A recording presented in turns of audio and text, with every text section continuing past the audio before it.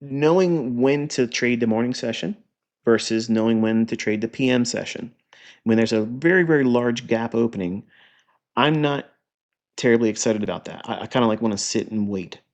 And then if I know it's likely to draw into that opening range gap, and there's times where, based on what the market does in the morning session, the first 60 minutes of trading, which I'll have a video entirely about that, it'll give me insights about whether I sit on my hands and do nothing or I wait for a reversal and then I play after the reversal's done proving itself and kind of like tips its hand.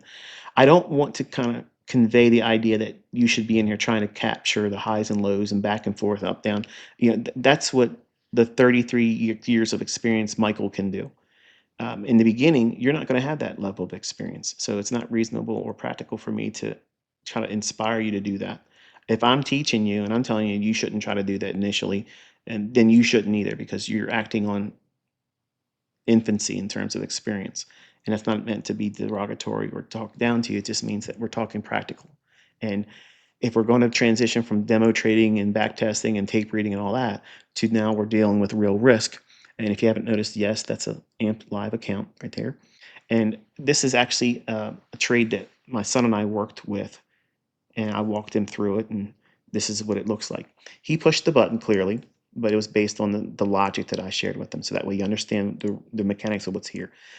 But when you have wins that are measurable based on the logic, that's sound, it repeats more than it doesn't. That means there is an edge there. And it's based on time-based delivery and price. That's not Wyckoff. That is not Gann. That is not anything else. It's simply what the market simply does because it's scripted.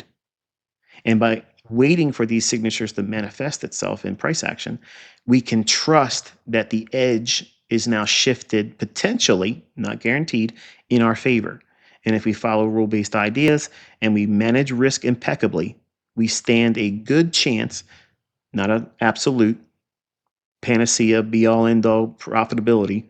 It just means that we have a good chance that if we manage it appropriately, we can potentially yield a positive or profitable outcome.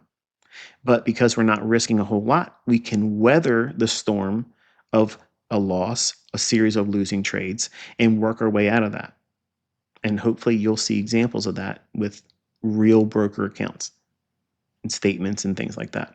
So hopefully you found this one insightful. Hope